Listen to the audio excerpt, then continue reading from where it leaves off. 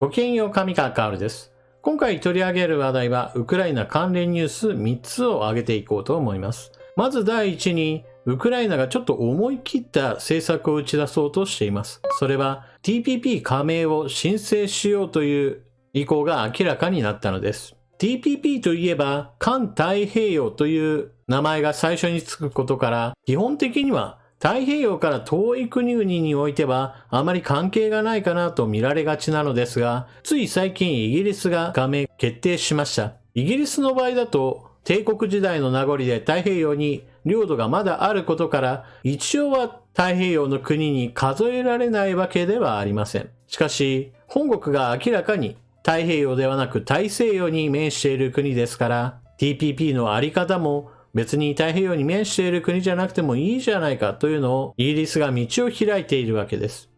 では、ウクライナにはどのような思いがあって TPP 加盟申請をしようとしているのか、そのことについて解説していきましょう。そして2つ目は、ウクライナ支援の国際的な会議、ラムシュタイン会議が行われました。このラムシュタイン会議では具体的にどのような支援を行うか調整会議が行われたのですが、中でも注目されたのが、アメリカによるウクライナへの戦車の供与の具体的なスケジュールが明らかになりました。ウクライナに送られる戦車としては、ドイツ製のレオパルト2、そしてイギリスのチャレンジャー2に加えて、アメリカからの戦車も期待されているわけです。この春には当然のように間に合わないわけですが、ようやく目処が立ったというわけで、具体的なスケジュールどのようなものかをチェックしていきましょう。そして最後3つ目の話題は、ロシアで行われている囚人兵の募集。なぜ囚人兵が命を懸けてまで戦場にやってくるのか、その理由の一つが報じられています。それは、刑務所の中にいたままでは、刑期を終えるまでに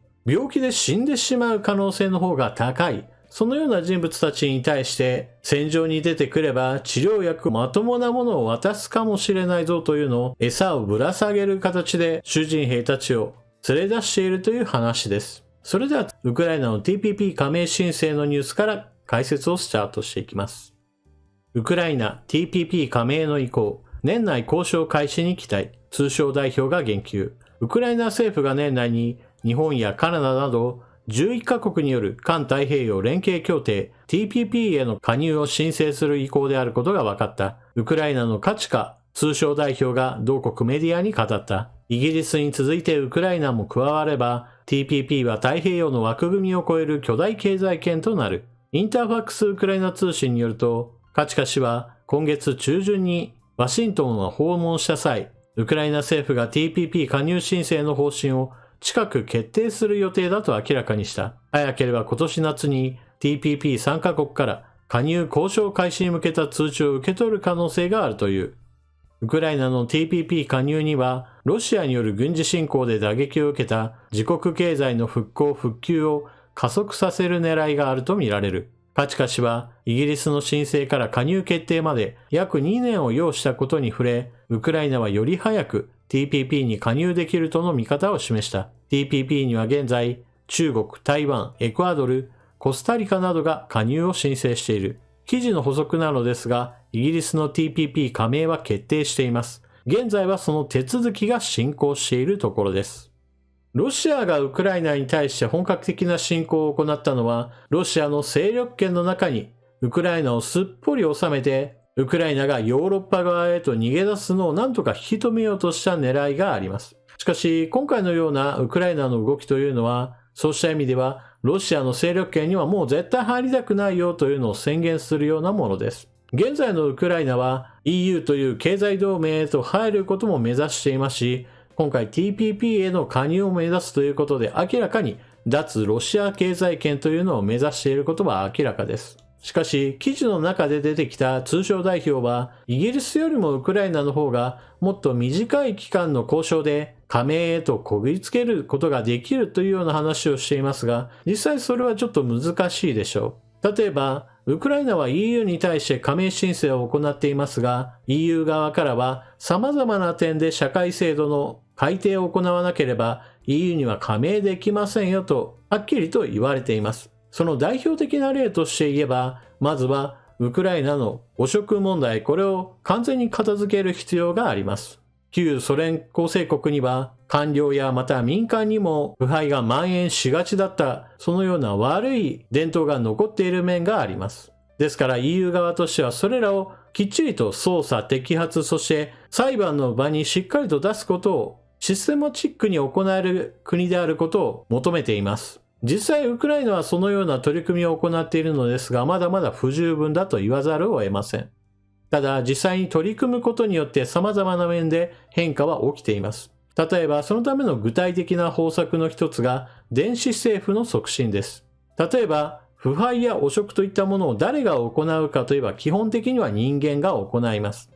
わかりやすい汚職の一例は、役人が書類を受け取った際にその処理を進めるのに賄賂を要求したりもします。このような古臭いタイプの人間が関わった汚職というものは、電子申請をどんどんと進めていくことによって事務を処理する人と役所に申請する人の間に金銭関係といったものが発生しないことから、汚職が発生しにくい状況というものを仕組みから作ることができます。ですから、ウクライナ自身が EU 加盟を目指したり TPP 加盟を目指すというこの行為そのものは、ウクライナ国内の社会制度を変えていく原動力となりますから、基本的にはこれからのウクライナにとっては必要な行動だと言えるでしょう。なお、ウクライナは農業大国であり、日本とは相性のいい相手だと言えます。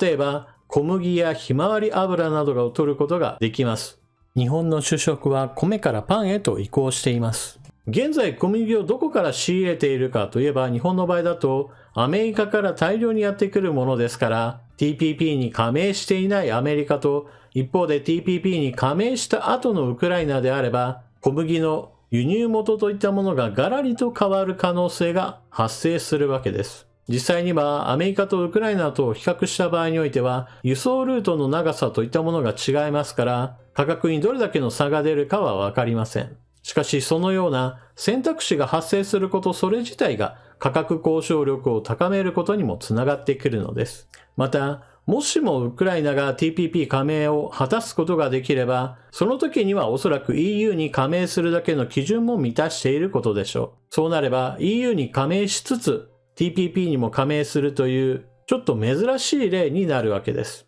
と同時に、そのようなウクライナの後を追うような形で EU に加盟申請をしているんだけれども、なかなかうまくいかないなという国においては、同じようにウクライナの後を追って TPP 加盟を目指すような EU 周辺国の動きといったものも促すかもしれないのです。これはちょっと面白い動きになるでしょう。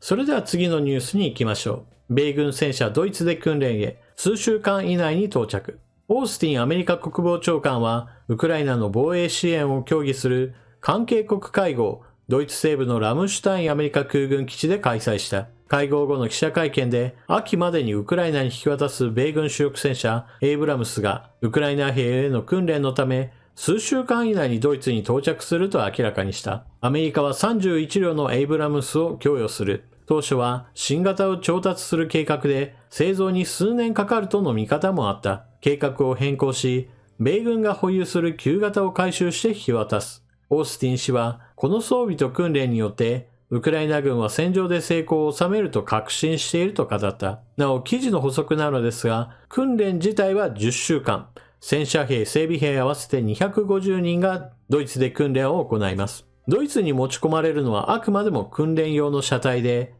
引き渡し用の戦車が整うまでにはまだ時間があります。一通りの訓練が10週間で終わった後、引き渡しが行われるまでの間は、連動を高めるための追加の訓練などが実施されるそうです。アメリカが供与する戦車は、当初は M1A2 というタイプだったわけですが、M1A1 のタイプへと変更になりました。また、ロシア軍に鹵獲されてしまった後の問題を少しでも減らすために、機密情報の詰まった倉庫版や電子装備品については少し控えるようです。そうした若干グレードダウンしたエイブラムス戦車であったとしても、基本的には一つ一つの戦車の性能を比べた場合においては、ロシア軍に劣っているわけではありません。私自身は戦車を大量に倉庫で眠らせているアメリカとしては、もっと多い数をウクライナに供与してくれれば、もっと戦局を動かすことができるのにと、この点については不満です。別にエイブラムス戦車の供与に二の足を踏むのであれば、歩兵戦闘車をもっと供与するというのも一つの手だと思います。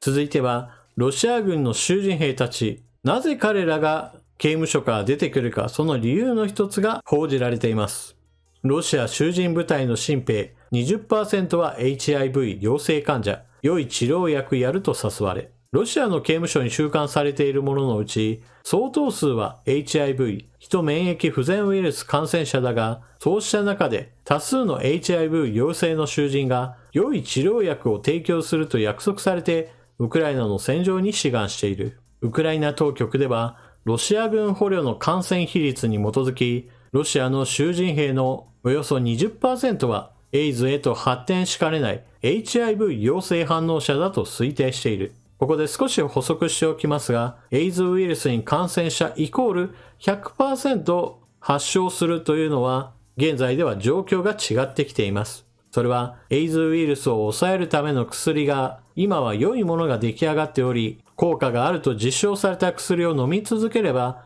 発症せずに済むことも今ではできるようになっているのです。ニューヨークタイム誌はロシア捕虜がインタビューで、戦場で戦う方が病気を抱えたまま監獄にいるよりもまだ危険が少ないと語ったと伝えた。あるロシア捕虜は、ロシアで麻薬密売により10年の刑を受けた陽性患者だが、刑務所の医師が HIV 治療にあまり効果のない薬を処方するのを黙って見ているしかなかった。そんな薬では、服役期間の10年を耐えることはできず、途中で極死するだろうと考えた。そこで、ワグネルの傭兵部隊に6ヶ月服務する代わりに、釈明及び効果的な薬の提供を受けるという交換条件で、ウクライナ戦線へやってきた。この捕虜は、監獄の役に立たない HIV 治療薬と、ウクライナの戦場に投入されることとの間の選択を、ゆっくり歩いてくるしか、素早いしかの選択だと語った。ロシア囚人部隊の新兵は、大部分がウクライナ最大の激戦地バフムトの戦場に投入された。その際にロシア軍は、兵士の中の HIV 陽性者と C 型肝炎陽性者を見分けられるよう、露骨に目印をつけた。ウクライナ軍に囚われたロシア軍捕虜の中には赤や白のゴムの腕輪をつけていた兵士も多いが、これは HIV や C 型肝炎に感染していることを示す表示なのだ。彼らが負傷した際、別の兵士に感染の事実を知らせる警告なのだが、血が飛び散る戦場で腕輪をつけた感染者が負傷した場合に、医務兵や同僚の兵士らが彼らを助けるのをためらわせることにもなり得る。HIV と C 型肝炎はいずれも負傷した際に適切な処置をすれば必ず感染するとは考えられないという。抗ウイルス薬は HIV 感染を無期限に治療し、ウイルスをやめて感染の可能性をなくすことができる。ウクライナ軍では所属指揮官が承認した場合、HIV 陽性患者も戦闘陛下で服務できるとニューヨークタイム誌は伝えた。一方で米軍は HIV 感染者は新兵として選抜しない。服務中に感染した場合には治療を受けつつ引き続き服務することを求めている。かつてエイズにかかった場合においては治療法がなかったために発症すればほぼ死んでしまうというかなり強烈な病気でした。しかし現代においては薬の開発が進むことによりエイズウイルスの量を減らすことができた場合においては発症しないままで過ごすことができるようになってきました。完全になくすことはできなかったとしても発症しないレベルであれば少なくとも日常生活は送ることができるようになるわけです。ただし一生薬を飲み続けなければならないといったこともあり、金銭的な負担も当然発生します。そうした意味ではロシアの刑務所においてはこの人はエイズウイルスにかかっているんだなとなったとしてもまともな薬が与えられないためにこのままであれば発症してしまったらちょっとこれはもう外に生きて出られないなというのを想像できるわけです。そういったこともあってそれだったらワグネルチャレンジ戦場に出て6ヶ月何としてでも生き抜いてやろうと思う人が出てくる。これもちょっとあり得る話だと私は思います。こうした囚人兵の人たちが戦場に出てくる際にはまともに訓練を受けているわけではない人たちもたくさんいますからワグネル自体が覚醒剤を与えて戦場に投入することも多いそうです。そのため囚人兵による人海戦術を受けたウクライナ兵の証言の中には確実に銃弾を当てて倒したと思ったワグネルの囚人兵が血まみれになってもまだ向かってくるとても恐ろしい経験をしたという話などをインタビューで答えている記事がありました。ロシア国内においてはいわゆるギャングの勢力も非常に強力なものであり、注射器の使い回しなどでこうした HIV ウイルスについての感染拡大といったものもまだあるようなのです。そしてこれらの人たちに対する処置というものが非常にずさんだというのも垣間見れるような今回のニュースでした。というわけで今回のニュース3つを取り上げていきました。ここ最近日本の報道においてはウクライナ関連ニュースはどんどんと取り上げられる回数が減ってきました。しかし、戦場においては現在もなお戦闘は継続中です。私たちがこのような現状から考えなければならないことというのは、例えば今回はウクライナにおいて戦争が起こっているんだけれども、日本人がどんどんと関心を失っていく。それと同じように、今後のこととして、例えば台湾有事が発生しました。それに付随する形で日本に対してもミサイルが飛んできました。負傷者が出ました。死人が出ましたとなった時にも、発生したそのタイミングにおいては、新たな戦争の勃発だとして大いに注目関心を集めるわけですが、そのような日常というものが連続的に進んでいくと、毎日人が死んでいたとしても誰も気にしなくなってくる。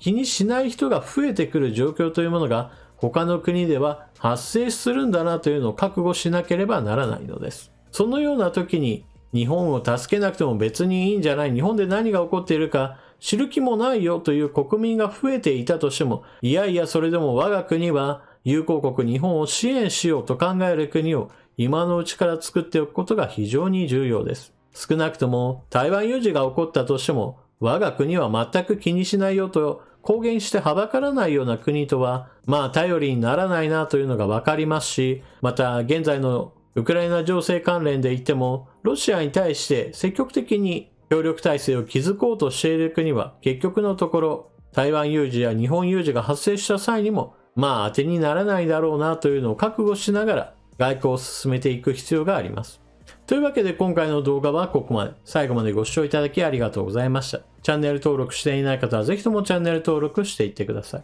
そして動画を見終わったら評価ボタンのクリックとあなたの感想、コメントをよろしくお願いします。それでは次の動画でまたお目にかかりましょう。またねー。